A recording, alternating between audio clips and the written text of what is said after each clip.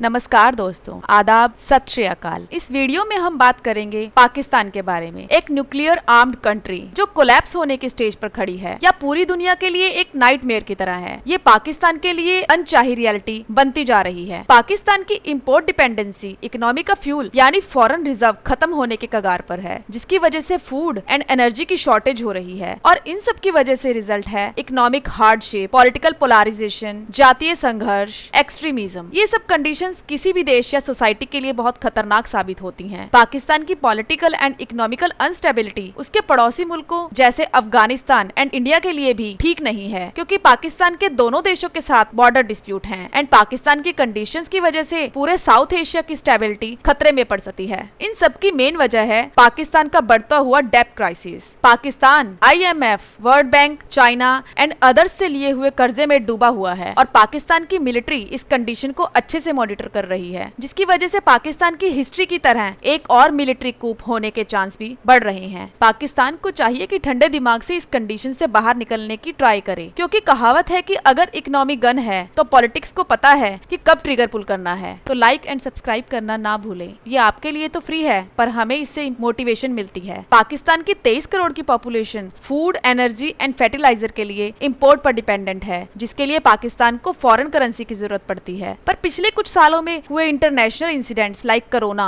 की वजह से पाकिस्तान की इकोनॉमी बहुत वीक हो गई है एंड पाकिस्तान को ज्यादा फॉरेन करेंसी स्पेंड करनी पड़ी। एक्सपोर्ट बहुत कम हुआ, जिसके कारण पाकिस्तान का करंट अकाउंट बैलेंस बहुत कम हो गया एंड फाइनेंशियल डेफिसिट बढ़ता चला गया। रशिया की यूक्रेन पर अटैक के बाद तो कंडीशंस पाकिस्तान के लिए और भी वर्स हो गई और पाकिस्तान में मैक्सिमम कमोडिटीज का प्राइस बहुत बढ़ गया एंड पाकिस्तान का फॉरेक्स रिजर्व पर प्रेशर पड़ने लगा। जून 2022 में पाकिस्तान में आई फ्लड से पाकिस्तान का 1/3 हिस्सा पानी में डूब गया एंड पाकिस्तान को $3.3 ट्रिलियन का इकोनॉमिक लॉस हुआ। साथ ही पाकिस्तान की मैक्सिमम क्रॉप्स भी बर्बाद हो गई एंड इंपोर्ट पर डिपेंडेंस और बढ़ गई एंड फ्लड की वजह से हुए नुकसान को रिपेयर करने के लिए और एक्स्ट्रा एक्सपेंडिचर्स ने इकोनॉमी की कमर बिल्कुल तोड़ दी। जनवरी 2023 में पाकिस्तान के फॉरेक्स रिजर्व बस 2-3 वीक्स के लिए ही बचे थे। इसका रिजल्ट हुआ कि पाकिस्तान गवर्नमेंट ने इलेक्ट्रिसिटी ब्लॉकआउट फेस किया, एक्स्ट्रा टैक्सेस लगा दिए, जिससे हर चीज पर प्राइस आसमान को छूने लगा। पाकिस्तान की import dependence industries foreign reserve ना होने के कारण बंद होने लगी। यहाँ तक के पोर्ट पर भी इंपोर्ट हुई कार्गोज को रिलीज करने के लिए भी पैसे अवेलेबल नहीं थे। पाकिस्तान की टेक्सटाइल इंडस्ट्री पाकिस्तान की GDP में 10% रोल प्ले करती है एंड एम्प्लॉयमेंट में 2/5। प्रोडक्शन कट्स के कारण इंडस्ट्रीज ने 70 लाख वर्कर्स को निकाल दिया। साथ ही बढ़ते हुए एनर्जी प्राइसेस के कारण कॉस्ट ऑफ प्रोड्यूसिंग गुड्स भी इंक्रीज हुई, जिसने पाकिस्तानी प्रोडक्ट्स को इंटरनेशनल मार्केट कंपटीशन में पीछे कर दिया। पाकिस्तान में बढ़ते हुए economical, political and social unrest के कारण पाकिस्तान में टेररिज्म भी बढ़ रहा है। पाकिस्तान ने टेरर अटैक्स में 28% इंक्रीज फेस किया है एंड जनवरी 2023 में हुआ पेशावर मॉस्क्यू टेरर अटैक अब तक का सबसे बड़ा अटैक माना जाता है। अफगानिस्तान, तालिबान एंड पाकिस्तानी जिहादिज्म के बीच एक टेरिटोरियल डिस्प्यूट है। दोनों ही ब्रिटिश टाइम से बनी बॉर्डर और डुरांट लाइन को नहीं मानते। ये बॉर्डर पाश्तन टेरिटरी को बनता है। पाकिस्तान में भी अराउंड 14 मिलियन पाश्तन रहते हैं, जो उस एरिया में पाश्तन डोमिनेंस चाहते हैं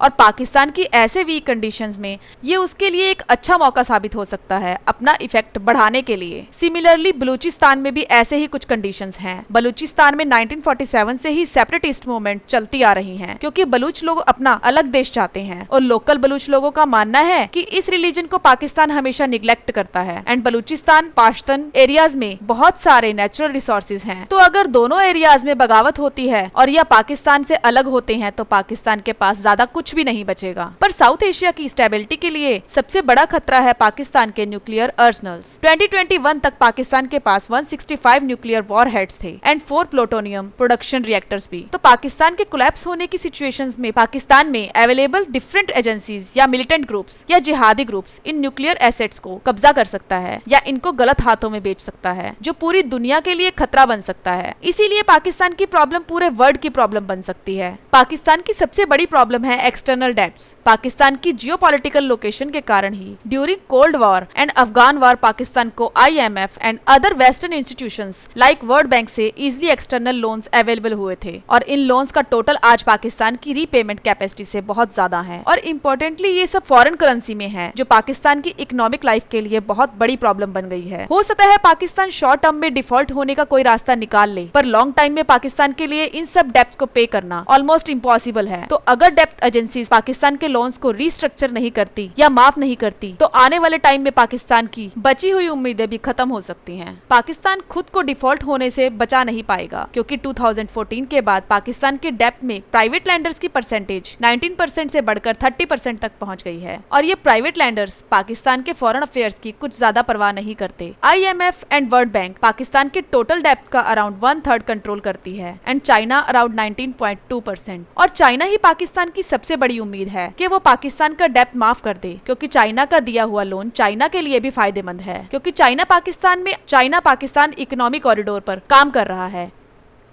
जो चिंजियान को गवादर पोर्ट से कनेक्ट करता है थ्रू पाकिस्तान ताकि वो अपनी डिपेंडेंसी मलाक्का स्ट्रेट पर कम कर सके।